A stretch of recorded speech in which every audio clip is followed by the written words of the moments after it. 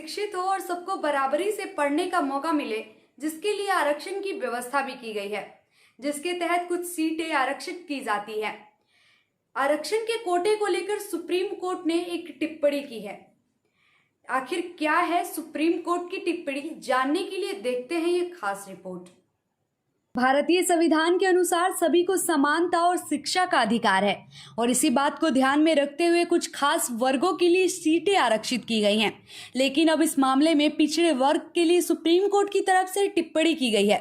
Supreme court ने बीते दिन कहा कि अन्य पिछड़ा वर्ग श्रेणी के उम्मीदवारों को सामान्य श्रेणी में समायोजित करने की आवश्यकता है, जो सामान्य श्रेणी के लिए नियुक्त अंतिम उम्मीदवारों की तुलना में ज्यादा काबिल हैं। शीर्ष अदालत ने कहा कि सामान्य श्रेणी में उनकी नियुक्तियों पर विचार करने के बाद आरक्षित सीटों की योग्यता के आधार पर अन्य शेष आरक्षित श्रेणी के उम्मीदवारों से भरा जाना चाहिए। न्यायमूर्ति एमआर शाह और न्यायमूर्ति वीवी नागरत्ना की पीठ ने इंदिरा साहनी बनाम भारत संघ सहित सर्वोच्च अदालत के विभिन्न फैसलों पर और पीठ के फैसलों पर भरोसा करते हुए आरक्षित श्रेणी के उम्मीदवारों की ओर से वरिष्ठ अधिवक्ता राजीव धवन के इस दलील को स्वीकार कर लिया।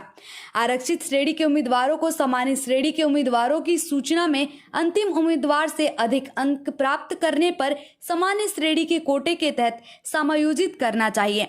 उनका कहना है कि ऐसे उम्मीदवारों को सामान्य श्रेणी के तहत विचार करने की आवश्यकता है।